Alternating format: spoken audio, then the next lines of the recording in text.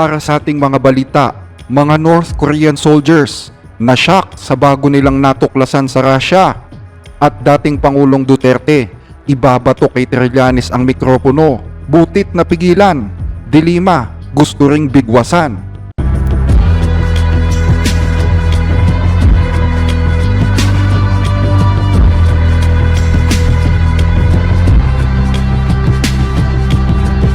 Kamakailan ay nag-deploy ang North Korea ng nasa 10,000 sundalo nito sa Russia upang harapin ang mga Ukrainian sa rehiyon ng Kursk.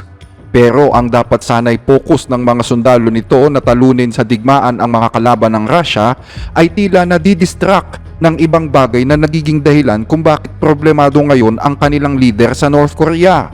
Isang uri ng distraction na noon lamang umano natuklasan ng mga sundalong North Koreans nang sila ay magtungo sa Russia.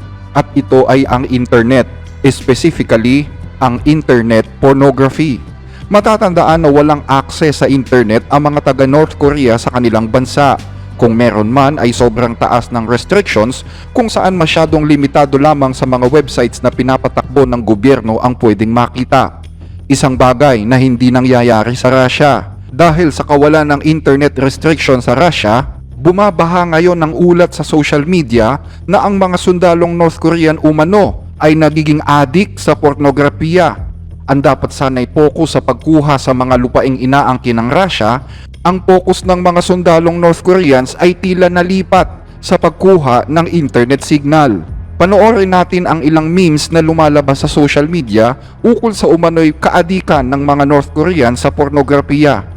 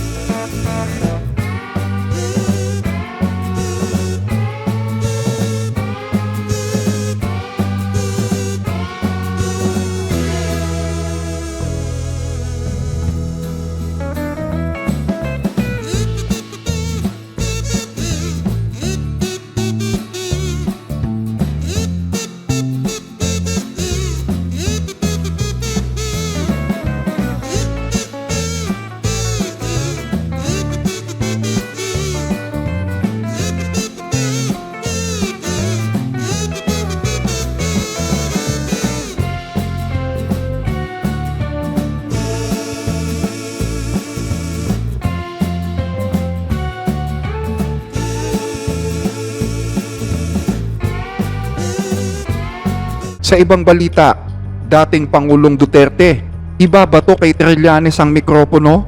Buti na lang napigilan at dilima, gusto rin niyang bigwasan.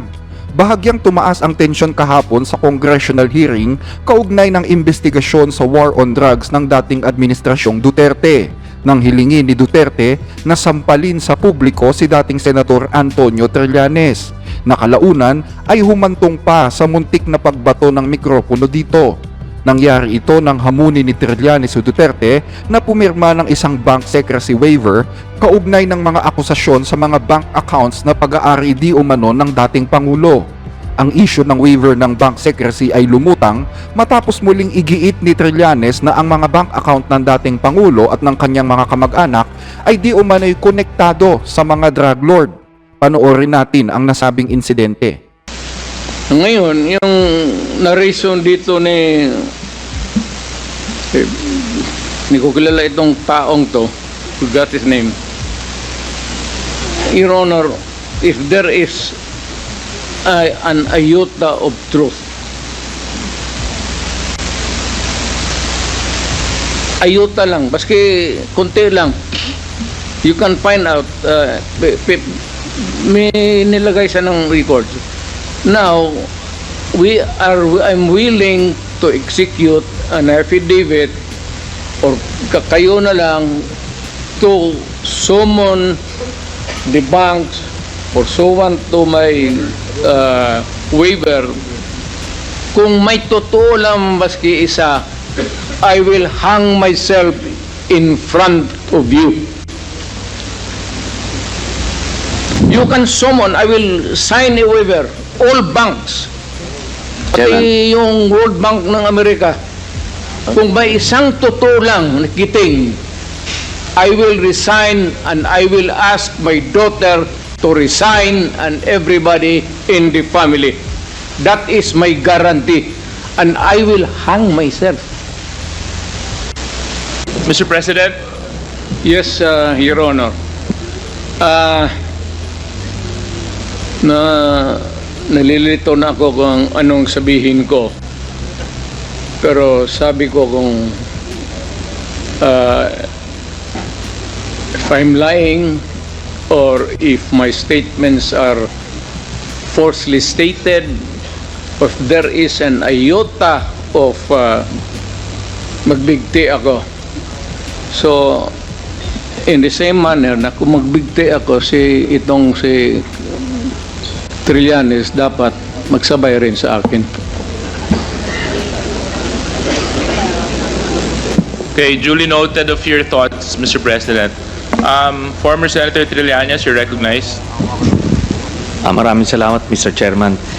Since hindi naman na siya incumbent, ay pwedeng ma-access yun with the waiver, pero we've been there before. Nagsabi na yan siya na magbibigay siya ng waiver, puro bluff yan, pero hindi. Kaya nga, mas maganda kung ma-draft na po natin yan ngayon para papirmahan niya yan dito, no? Para wala nang alibay. Will the former president be okay that if we draft the waiver now, that it be signed today instead of tomorrow? Will you be fine with that, Mr. President? Anong kapalit, sir? Hindi. Sampalin ko siya sa publiko. Hindi, wala naman. Ngayon na. Wala pong ganunan. Mr. Chairman. I'll give you, sasampalin ko sa Mr. Chairman. Session suspended. Session suspended.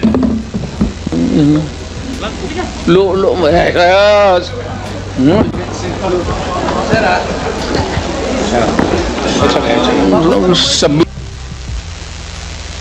Order please, order.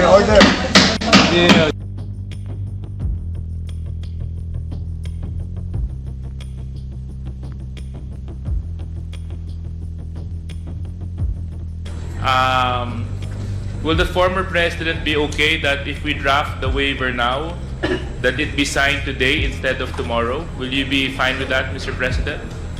Anong kapalit, sir? Hindi. Sampalin ko siya sa publiko. Hindi, wala naman. Ngayon na. Wala pong ganunan. Mr. Chairman. I'll give you, sasampalin ko sa Mr. Chairman. Session suspended. Session suspended.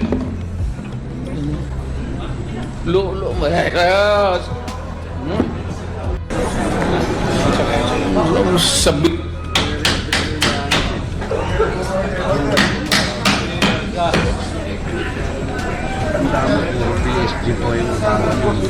Ulo muna, huwag mo na tatawid. Wala mo na tatawid. Ulo. Please observe proper decorum. We are in a committee hearing.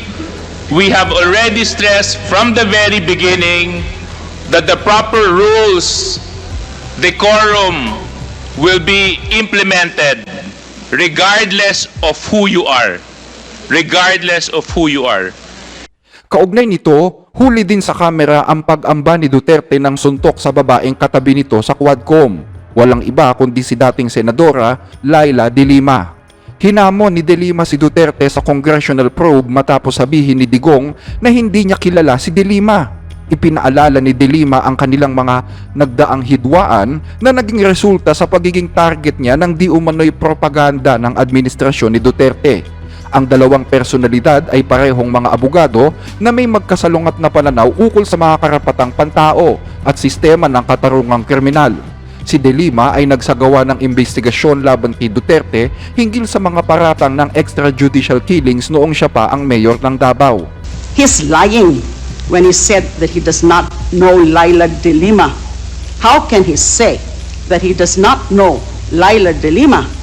Unang-una, nung DDS, yung hearing po namin, yung CHR inquiry sa Davao on the DDS killings, siya po, as then mayor, ang pinakauna na tinawag namin as resource person. Di ho ba? Pangalawa, naku, kayo, narinig niyo ho yun. Napakaraming mga okasyon, mga public pronouncements niya na ako ay tinitira niya, ako ay binabastos niya, kung ano-ano yung mga sinasabi niya sa akin, binabantaan din ako. You will rot in jail, Laila De Lima. And isa pang naaalala ko, nakita niyo rin po siguro yun, noon pong first SONA, di ho ba? Linapitan niya ako, kinamayan pa niya ako, so hindi niya ako kilala. Alam mo yan, for example, ni former ES Salvador Medialdea, na kilalang kilala ako ng dating mayor at ng dating Pangulo. So he is lying. Senator Iba na kasi ang hairdo niya kasi hindi mo kilala. Yeah, I'm Iba just na nakilala, iba ng hairdo niya eh. I'm just reminding the Pati yung kulay ng resource buhok. person. So the next to interpolate is Congressman Ernix Jr. Sa isang post sa X, sinabi ni De Lima na hindi siya natatakot sa agresibong kilos ni Duterte. Sa katunayan ay siya na rin daw umano ang naghukay ng sarili niyang libingan at siya na rin ang nag-imbita sa pagdating ng ICC sa kanya.